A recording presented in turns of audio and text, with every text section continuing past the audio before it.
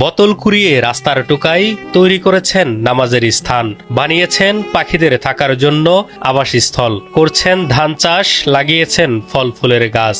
এসব কিছুই তিনি করেছেন খোলা আকাশের নিচে, যার এক হাত জায়গাও তার নিজের নয়। তবুও তিনি মনে করেন তার রাজ্যে তিনিই রাজা। আমার রাজ্যে আমি রাজা, আমি পূজা, আমি কাঙ্গাল, আমি শেষে টুটো কোম্পানি ম্যানেজার। বাবা মার পরিচয় তিনি জানেন না। ছোটবেলা থেকেই মানুষের দ্বারে দ্বারে দুঃখ আর কষ্ট পেয়ে বেড়ে উঠেছেন। আমি মা বাবাকে চিনতে পারবো না। আমি হিন্দু না, বৌদ্ধ না, খ্রিস্টান না, আদিবাসী না, পাঞ্জাব না, মাওয়ারি না, শিখ না, শিয়া না, সুন্নি না, গির্জা না, খ্রিস্টান। আমি ভাই তো কিছুই জানি না, নাকি মুমিন মুসলমান।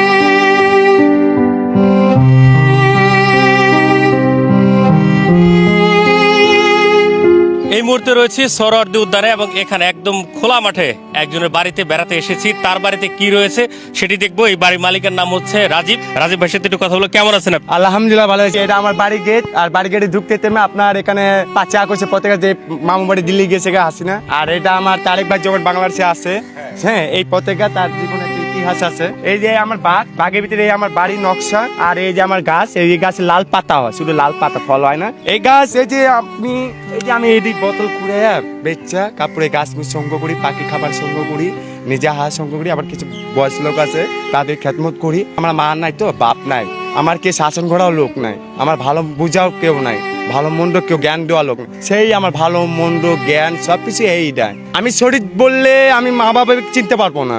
10 কথাতে 1 কথা, আমি তাদের চিনতে পারবো না। আমার বয়স যখন 2 বছর 3 বছর, ওখানেই আমি হারিয়ে ফেলাই। হ্যাঁ, ওখানে আমার আরেকজন পাইলা বড় করে, ওখানে আবার কষ্ট পাই, আঘাত পাই, ওখানে আবার আমি রাস্তা পথ বেছে নিই। আমি হিন্দু না, বৌদ্ধ না, খ্রিস্টান না, আদিবাসী না, পাঞ্জাব না, মাওয়ারি না, শিখ না, শিয়া না, সুন্নি না, গির্জা না, খ্রিস্টান। আমি ভাই তো কিছুই জানি না, নাকি মুমিন মুসলমান। আমি একমাত্র জানি যারা আমার লালন পালন করেছে, তারা মুসলমানি করাইছে, তারা আমার ইসলামে গ্রহণ করাইছে। এতে আমি পরিচয় পেয়েছি আমি একটা মুসলমান ঘরের ছেলে। এন মোহাম্মদ রাজীব নাম দিয়েছে ও তারাই, মোহাম্মদ রাজীব শাহ তারা নাম দিয়েছে, আর তাদের বাপের পিতার নাম দিয়ে আমি পরিচয় দিয়ে চলি। পড়াশোনা করছিলেন কিনা কোথাও, বা সুযোগ হয়েছিল? আমি সুযোগ পেয়েছিলাম বেগম খালেদা জিয়া তার আমলে 2003 সাল 2001 সালে সংসদ ভবনে, ওখানে একটা অপ্রদ বাংলাদেশ সেন্টার ছিল, তারা আমাদের পড়াশোনা করাইতো। এই বাঘ রাখছে এই জন্য আমাদের বাংলাদেশের জাতীয় বাঘ, হ্যাঁ, বনের টাইগার। হ্যাঁ, আমরা মানুষই একটা বন, সিনা মধ্যে কালিজা, এই কালিজা লেগে রাখছি। এটা আমি আনছি ওই যে আপনার ওই যে লোকভবন অফিসের সামনে। এই যে আমার ঘর দেখছেন না ভাইজান, এই ঘরে না আমার একটা কবর, একদম বাস্তব কবর ভাই। এই যে গরম, আপনার আরেকটা জিনিস দেখায়, এখানে দেখলে বুঝবেন আমি ইঁদুরের লোকে বসবাস করি। ইঁদুর আছে, সাপ আছে, অনেক কিছু। আমার আল্লাহ আছে ভাই, আমার সন, আমার রব আছে ভাই। মানুষ আমাকে ছোট দেখতে পারে, আমার আল্লাহ কখনো ছোট দেখে না। আমার আল্লাহ শ্রেষ্ঠ মহান সৃষ্টিকর্তা আল্লাহ। এই আল্লাহ আমার কারো উসিলা কারো মাধ্যমে লালন পালন করে আমার খাওয়ায়। এই যে বাইরে দেখতেছি আলিশান একটা চেয়ার, হ্যাঁ, আমি একটু বসি আপনার চেয়ারে। এই চেয়ারটা আসলে কোথায় পাইলেন? এই চেয়ার আমার 2 বন্ধু নিয়ে আনছে, মাথা কষ্ট করে কয় ভাই আপনি যে খেতে কাজ কাম করেন, পরিশ্রম না খায় না পরিশ্রম, আপনার তো দেখে বইতেও কষ্ট হয়, আমি কষ্ট মষ্ট করে আপনার লাগে চেয়ার নিয়ে আনছি। আমি যে চেয়ার আনছি আলহামদুলিল্লাহ, বইতেও ভালো লাগে, একটা নবাবের মতন ভাব লাগে। আমার রাজ্যে আমি রাজা, আমি পূজা, আমি কাঙ্গাল, আমি শেষে টুটো কোম্পানি ম্যানেজার। এই রাজ্যের আপনি রাজা, এই গাছ পাখি যা আছে সব আপনার প্রজা নাকি? হ্যাঁ হ্যাঁ, এটা আমার পূজা। তাকে নিয়ে আমি অনেক স্বপ্ন করি, অনেক চিন্তা ভাবনা করি, তাদের খাবার নিয়ে ব্যবস্থা চিন্তা করি।